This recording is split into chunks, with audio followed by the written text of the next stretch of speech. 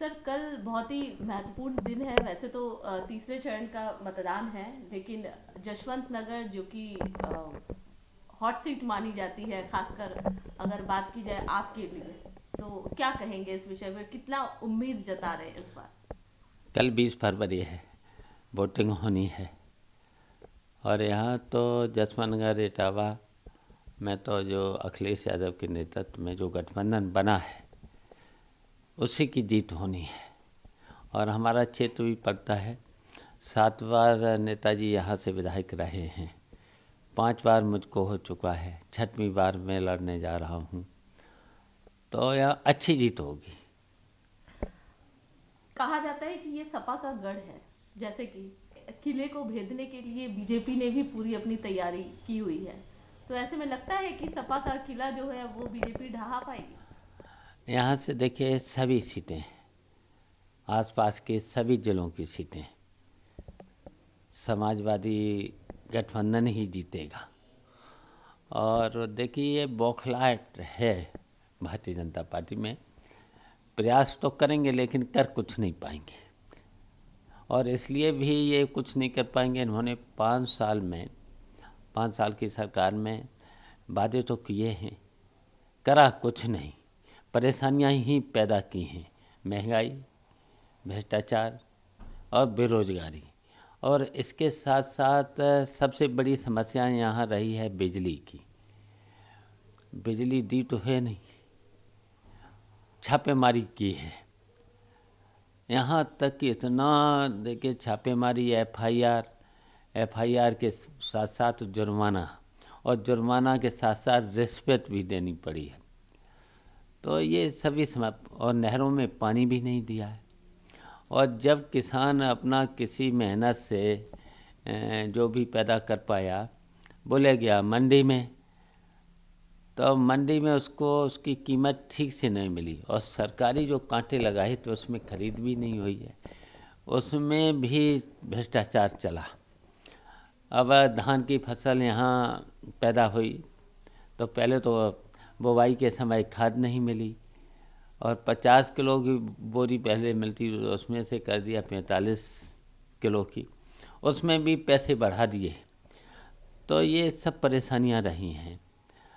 तो फिर जब मंडी में ले गया या सरकारी कांटों में ले गया है, तो धान की फसल की कीमत मिलना चाहिए था 1960 रुपये, किसान को मिला है 1100 रुपये, 1200 रुपये, इससे ज़्यादा नहीं मिला।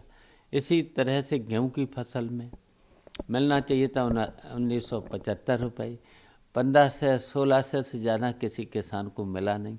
इधर तो एक महंगाई की मार पड़ी, इधर भ्रष्टाचार की मार पड़ी, तो ये सब दिक्कतें रहीं। लेकिन सर आप कह रहे हैं कि भ्रष्टाचार की मार पड़ी। बीजेपी लगातार कह रही है कि सपा सरकार में भ्रष्टाचार चरम पर था, तुष्टीकरण की राजनीति की है, गुंडा राज चरम पर था, गुंडों को अंदर किया गया है, महिला सुरक्षा नहीं थी, विकास नहीं था। ये तमाम सारी चीजें जो है, जमीनें भी दी गई तो वो कब्रिस्तान बनाने के लिए दी गई। बीजेपी ने जो भी जमीनें दी आज मंदिर बन रहे हैं। तो ये तमाम सारी बातें जो बीजेपी ने कही है, उस पर आपका क्या कहना है? देखिए इन्होंने विकास के नाम पर जीरो। आप पूरे उत्तर प्रदेश में जाइए, और गई होंगी, जो रोडें, सड़कें, पुलिया से लेकर के जो समाजवादी पार्टी में अखिलेश यादव के नेतृत्व में जो सरकार थी, कितनी सड़कें बनी, कितने पुल बने। और जो जो बुंदेलखंड में जो भी डैम, 13 डैम तो मैंने बनवा दिए थे। वहाँ जाइए, पानी की कोई दिक्कत नहीं। मैं अभी सामाजिक परिवर्तन रथ लेकर निकले थे, तो हर ज़िले में मैंने दौरा किया, बुंदेलखंड में भी हर ज़िले में दौरा किया। मैंने उन्हें पूछा, भाई पानी की, अब तो अप्रैल तक पानी आता होगा? वो बोले अब तो जून तक पानी आता है, कोई पानी की दिक्कत नहीं। और जो देखिए सरयू परियोजना, वो मैंने स्टार्ट करी, पूरा लगभग 80% उस पर मैंने 105 किलोमीटर नहर मैंने खुदवाया। उस पर जितने भी पुल, फ्लाईओवर जितने बनाए कंप्लीट मैंने किए थे। चलिए, ये तो विकास की बात हो गई। अच्छा, कानून व्यवस्था में क्या कहेंगे? देखिए कानून व्यवस्था तो आप रोज ही देख रही कितनी घटनाएं हो रही। कितनी घटनाएं, कोई अच्छा चोरी भी हो रही, डकैती भी जो बंद हो गई थी वो भी पड़ने लगी, और उसके साथ साथ हत्याएं भी हो रही। अच्छा, महिलाओं के साथ कितनी घटनाएं हो रही। हाथरस कांड था ही, लखनऊ में भी, अभी उन्नाव में 2-2 बार महिलाओं के साथ। ऐसा कोई जिला नहीं है, कोई ऐसा जिला नहीं है। अच्छा, और तो देख लिया लखीमपुर में किसानों के साथ क्या अत्याचार हुआ। केंद्रीय गृह राज्य मंत्री ने धमकी दी, फिर उसके बेटे ने 7 किसानों के ऊपर गाड़ी चढ़ा दी, 7 किसान वहाँ मारे गए। और झांसी में थानेदार ने, एक लड़का था, क्या नाम था उसका, पुष्पेंद्र, उसको मार डाला। इस तरीके से कितनी घटनाएं हुई। सर ये बताइए कि प्रगतिशील समाजवादी पार्टी का समाजवादी पार्टी चाचा भतीजा जिनका बीच में मतभेद चल रहा था, अब दोनों साथ आ गए गठबंधन। चाचा के भतीजे के साथ आने से कितनी मजबूती मिलेगी अखिलेश यादव देखिए, को? जिस दिन से हम लोग एक हुए तभी से तो भारतीय जनता पार्टी में बौखलाहट पैदा हो गई है, और तभी से जो अखिलेश यादव के नेतृत्व में गठबंधन बना है। तो अब पश्चिम में भी आप देख लीजिएगा, अब वहाँ पर 58 में से 50 के लगभग सीट पहले में, दूसरे में भी लगभग 50 से ऊपर है। इस अब मध्य आ गया है। अब मध्य में भी देख लेना, 55 का हो रहा है चुनाव, 55-56 का, उसमें भी लगभग 45-50 के बीच में ये गठबंधन जीत के जाएगा। चाचा भतीजा आप दोनों, आप जशवंत नगर से कद्दावर माने जो पैठ यहाँ पर बनी रही है, आपके समक्ष जो बीजेपी के कैंडिडेट हैं वो बिल्कुल नए हैं। क्या लगता है आपको, किस तरीके से नए कैंडिडेट जो बीजेपी ने उतारी है, क्या आपको कम्पीट दे पाएंगे? देखिए, बुरी तरह से वो हारेंगे। यहाँ पहले भी हमें बहुत अच्छा वोट मिला है। 12 में भी मुझको 1,33,000 मिला था। 17 में भी मुझे 1,26,000 वोट मिला था। तो अब तो और कमज़ोर कैंडिडेट मुझे मिला है। अच्छा सर, ये बताइए जशवंत नगर या करहल, कहाँ सबसे ज्यादा वोट परसेंटेज बढ़ेगा? एक तरफ भतीजे भी हैं, दोनों ही अगल बगल के क्षेत्र से चुनाव लड़ रहे हैं। देखिए, दोनों में कंपटीशन है, कौन ज़्यादा जीते। लेकिन मैं करहल में, मेरी सभाएं भी लगी थी, 5 सभाएं, मैं वहाँ पर बोल के आया हूँ, मैनपुरी के लोग, करहल के लोग, अब की बार यहाँ से अखिलेश यादव चुनाव लड़ रहे हैं, उनको ज़्यादा वोटों से जिताना, जसवंत नगर से भी ज़्यादा जिताना। लेकिन जसवंत नगर के लोगों ने भी कहा कि कंपटीशन है कि हम ज़्यादा जिताएंगे।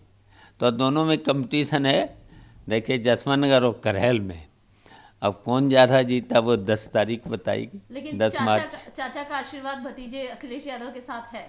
हाँ, बिल्कुल है, बिल्कुल हमारा आशीर्वाद है। मैंने नेता भी मान लिया है, हैं, और हमारा प्रयास है कि अखिलेश यादव 2022 में मुख्यमंत्री बने और भारतीय जनता पार्टी का सफाया हो।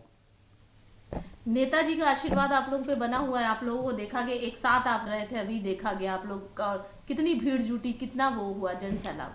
देखिए, जहाँ पर भी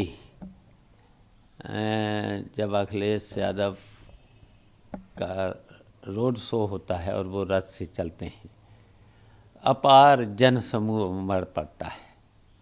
उस दिन इटावा में भी देखिए, जब हम भी थे, नेताजी भी थे और अखिलेश भी थे, तीनों रथ में थे, कितना जन समूह उमड़ा है इटावा की सड़कों पर। तो उससे ही लग रहा है कि यहाँ तो भारतीय जनता पार्टी का सफाया होना ही है।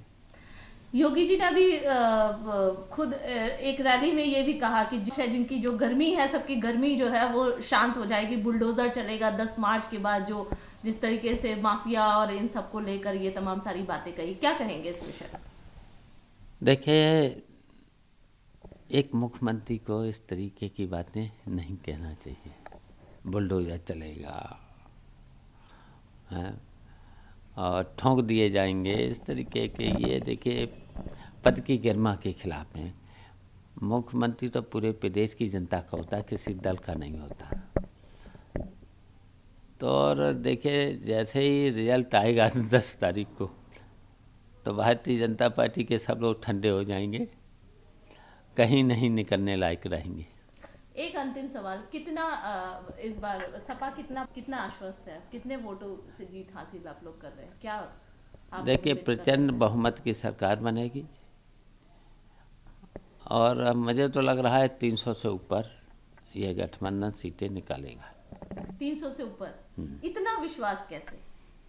अब देखिए, जब पूरी जनता चुनाव लड़ रही है, गठबंधन का चुनाव पूरी जनता लड़ रही है, हर वर्ग के लोग हैं, और जो 5 साल मुसीबतें झेली हैं, महंगाई की, बेरोजगारी की, और जो भ्रष्टाचार फैला था, तो उसकी वजह से जनता नाराज़ है। भारतीय जनता पार्टी किया तो है नहीं, कुछ विकास भी नहीं हुआ है, केवल मंदिर मस्जिद, हिंदू मुस्लिम, और यही बातें चली हैं।